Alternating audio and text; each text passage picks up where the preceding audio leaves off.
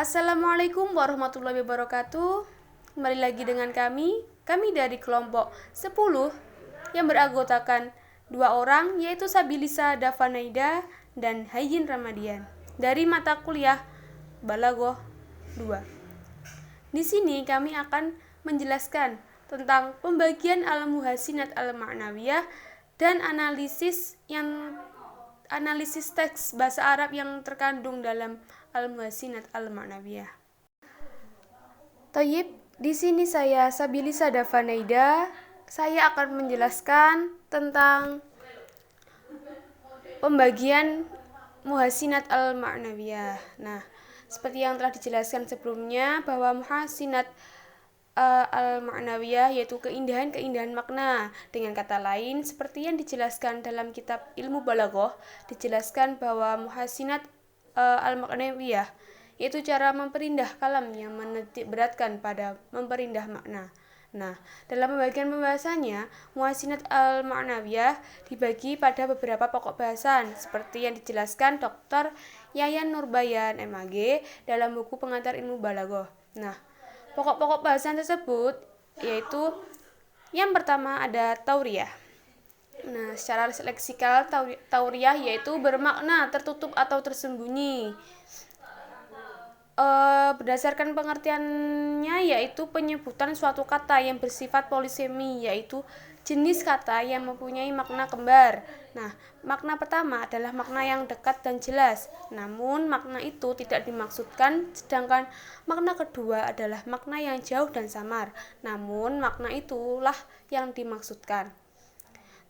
Tauriyah sendiri dibagi menjadi 4, yaitu ada tauriyah mujarodah, tauriyah murasyahah, tauriyah mubayyanah, dan tauriyah muayyanah. Nah, untuk pembagian yang kedua ada musyakalah, yaitu merupakan bentuk masdar dari kata syakala. Nah, secara leksikal kata tersebut bermakna saling membentuk. Salah satu makna terminologisnya dikemukakan oleh Ahmad Al-Hashimi dalam kitabnya Jawahirul Balaghah sebagai berikut. Al-mushkilah ya ayyadkuru syai' bi lafdi ghairuhu lauqa'ah fi sahabati aqulahu ta'ala ta'allimu ma fi nafsi wa la a'lamu ma fi nafsi wa la a'lamu ma indak. Nah, menuturkan suatu ungkapan bersamaan dengan ungkapan lain yang kedudukannya berfungsi sebagai pengimbang. Yang ketiga ada istighdam, yaitu menyebutkan suatu lafadz yang mempunyai makna dua, sedangkan yang dikehendaki adalah salah satunya. Setelah itu diulangi oleh kata ganti dhamir yang kembali kepadanya atau dengan isim isyarah dengan makna yang lain, atau diulangi dengan 2 isim dhamir. Nah, sedangkan yang dikehendaki oleh dhamir yang keduanya bukan yang dikehendaki oleh dhamir yang pertama. Poin yang keempat yaitu muqabalah. Muqabalah yaitu mengemukakan 2 makna yang sesuai atau lebih kemudian mengemukakan perbandingannya secara tertib. Yang kelima ada takkid al-mad bima yusbih azam. Nah, bagian ini terbagi pada 2 bentuk. Yang pertama yaitu menafsirkan suatu sifat tercela setelah mendatangkan sifat terpuji. Yang kedua, menetapkan sifat pujian kemudian diikuti oleh istisna dan sifat pujian lainnya. Yang keenam ada iktilaf al-lafzi ma'a al-ma'na. Nah, yaitu menghimpun 2 perkataan yang saling terkait baik lafalnya maupun maknanya. Nah, istilah ini dinamai juga dengan istilah tanasub atau terkaitan, tawakuf atau kesesuaian, dan iktilaf adanya pertalian. Yang ketujuh ada al-jam'u wal tafriq, yaitu seorang mutakalim menghimpun beberapa lafaz di bawah salah satu hukum. Adapun makna tafriq yaitu seorang mutakalim sengaja menyebut 2 hal jenis, kemudian dia mengungkapkan perbedaan dan pemisahan di antara keduanya. Pengungkapan penjelasan ini bertujuan untuk memuji, mencela, menisbatkan, dan tujuan-tujuan lainnya. Yang kedelapan ada husna at-ta'lil. Husna at-ta'lil adalah seorang sastrawan. Ia mengingkari secara terang-terangan ataupun tersembunyi terhadap alasan yang diketahui umum bagi suatu peristiwa, dan sehubungan dengan itulah mendatangkan alasan lain yang bernilai sastra dan lembut yang sesuai dengan tujuan yang dicapainya. Yang kesembilan ada istihrod dan ittirok, yaitu susunan syair atau kalimat yang mempunyai tujuan awal, tetapi pada pertengahan baris atau kalimat tersebut si penyair membahas atau membicarakan hal lain yang menyimpang dari tujuan awalnya. Kemudian ia kembali ke tujuan semula. Yang ke-10 ada taujih atau ilham, yaitu mendatangkan kalimat yang memungkinkan dua makna yang berlawanan secara seimbang, seperti mengejek, memuji agar orang yang mengungkapkan dapat mencapai tujuannya, yaitu tidak memaksudkan pada salah satunya secara eksplisit. Lalu ada tibak. Tibak yaitu berhimpunnya dua kata dalam suatu kalimat yang masing-masing kata tersebut saling berlawanan dari segi maknanya. Selanjutnya ada toy dan naswir, yaitu menyebutkan beberapa makna kemudian menuturkan makna untuk masing-masing satuannya secara umum dengan menentukan karena bersandar kepada upaya pendengar dalam membedakan makna untuk masing-masing daripadanya dan mengembalikan yang untuk semestinya. Dan yang ke-13 yaitu mubalaghah. Mubalaghah sendiri yaitu ekspresi ungkapan yang mengabarkan sesuatu hal secara berlebihan yang tidak mungkin atau tidak sesuai dengan kenyataan. Nah, badi jenis ini ada 3 macam, yaitu tablik, iqraq, dan ghulu. Baik, yang selanjutnya saya Hayin Ramadian akan menjelaskan mengenai analisis yang kami bahas pada pembelajaran kali ini. Yang pertama, al-muhassinat al-ma'nawiyah pada surah al-waqiah. Poin 1, at-tibak. Pada surah al-waqiah terdapat at-tibak pada ayat-ayat seperti yang pertama, ayat 3 yang berbunyi khafidatur rafi'ah. At-tibak pada ayat ini terdapat pada kata rafi'ah dan khafidatu, di mana keduanya berada dalam satu kalimat yang terkumpul, sedangkan dua maknanya berlawanan, di mana khafidah berarti rendah dan rafi'ah berarti tinggi. Penggunaan at-tibak pada aspek ini ditujukan untuk memberikan informasi kepada umat manusia pada saat terjadi hari kiamat. At-tibak pada ayat ini termasuk kepada at-tibak al-ijabi, karena kedua kata yang berlawanan tidak berbeda makna positif atau negatifnya. Selanjutnya poin 2, at-tibak pada al-waqiah terdapat pada ayat ke-8 dan ke-9 yang berbunyi fa ashabul maimanati ma ashabul maimanah wa ashabul mas'amati ma ashabul mas'amah. At-tibak pada ayat di atas terdapat pada kata al-maimanah wal mas'amah, di mana keduanya terkumpul ke dalam satu ungkapan kalimat, namun keduanya memiliki makna yang berlawanan, di mana kedua kata tersebut memiliki arti. Al-maimanah berarti golongan kanan dan mas'amah berarti golongan kiri.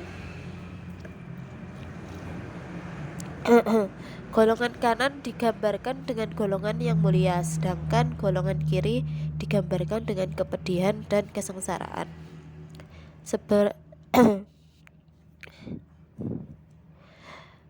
Tibak dalam ayat di atas termasuk ke dalam tibak ijab, karena di dalam ayat tersebut tidak menggunakan adatun nahyi awin nafi. Yang selanjutnya al-tai wan nasr. Al-tai wan nasr pada al-waqiah terdapat pada ayat 7 dan 8, 9 serta 10. Intinya Altai wan Nasr terdapat pada ayat Al-Waqiah ayat 7 sampai 10 yang berbunyi wa kuntum azwajan thalathah fa ashabul maimanati ma ashabul maimanah wa ashabul masy'amati ma ashabul masy'amah was-sabiqun as-sabiqun. Penggunaan kata salasah sebagai altai atau yang dipadatkan maknanya kemudian dijelaskan dengan deskripsi ayat 8 sampai 10 di mana pembagian kelompok orang-orang pada hari akhir meliputi 3 golongan, yaitu golongan kanan, golongan kiri, dan golongan orang-orang yang terdahulu. Selanjutnya At-Tafriq. Pada surah Al-Waqiah, At-Tafriq digunakan untuk memuji atau mencela golongan yang masuk surga atau neraka.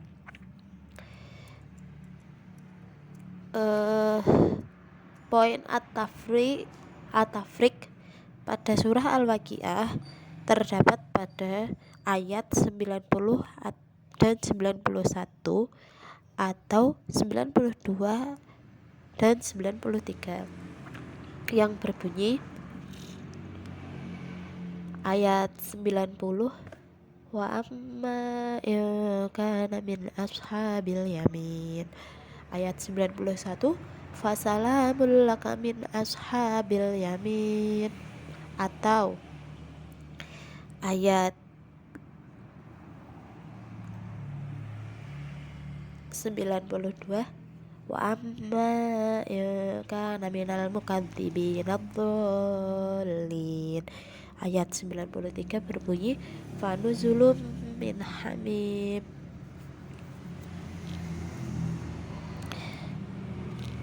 Uslub At-Tafriq digunakan pada ayat ini digunakan untuk memperindah lafaz yang dan maknanya. Pada penggunaan kata ashabul yamin dan al-mukadzibin ad-dallin memiliki makna yang sama, yaitu manusia. Hanya saja manusia di sini digolongkan kepada golongan kanan dan kiri. Selanjutnya Al-Jam'u. Pada surah Al-Waqiah, Al-Jam'u terdapat pada ayat 18 yang berbunyi bi akwabi wa abariqa wa ka'sim mim ma'in, di mana setiap penggalan kata pada ayat ini terhimpun sebuah hukum atau makna yang satu. Penghimpunan ini dalam ilmu badik digunakan untuk berbagai tujuan, salah satunya seperti ayat di atas yang menandakan bahwa pelayanan di surga tidak terbatas, dengan makna majas dari banyaknya alat yang digunakan untuk menjamu tamu surga. Selanjutnya yang terakhir yaitu takkidul madhi bima yushbihu adzam, terdapat pada surah Al-Waqiah ayat 25 dan 26 yang berbunyi la yasma'una fiha lawwa wala ta'thima illa qilan salama salama, di mana secara umum penggunaan ada tulis istitsna digunakan untuk memberikan pengecualian bagi hal yang baik pada konteks ayat ini. Namun pada ayat ini langsung disambungkan dengan pujian lainnya. Hal ini sesuai dengan kaidah uslub takkidul madhi bima yushbihu adzam, yaitu menghadirkan pujian dengan pujian lainnya setelah pengecualian. Analisis yang kedua yaitu analisis dari Al-Muhassinat Al-Ma'nawiyah dalam teks Arab Qasidah Muhammadiyah karya Imam Busiri.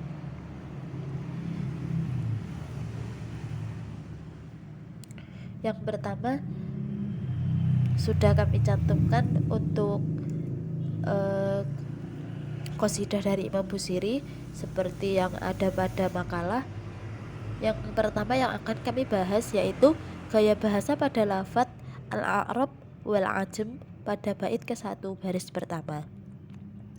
Gaya bahasa yang digunakan disebut at-tibaq, yaitu penggabungan dua hal akan tetapi saling berlawanan. Al-a'rab berarti orang Arab, sedangkan al-ajam merupakan orang non-Arab. Yang kedua, pada bait ketiga baris pertama terdapat gaya bahasa kiasan pada lafaz tajud. Adapun bahasa kiasan sendiri adalah gaya bahasa yang dibentuk berdasarkan perbandingan atau persamaan. Sekian dari penjelasan kami. Apabila ada salah kata, kami mohon maaf sebesar-besarnya. Wassalamualaikum warahmatullahi wabarakatuh.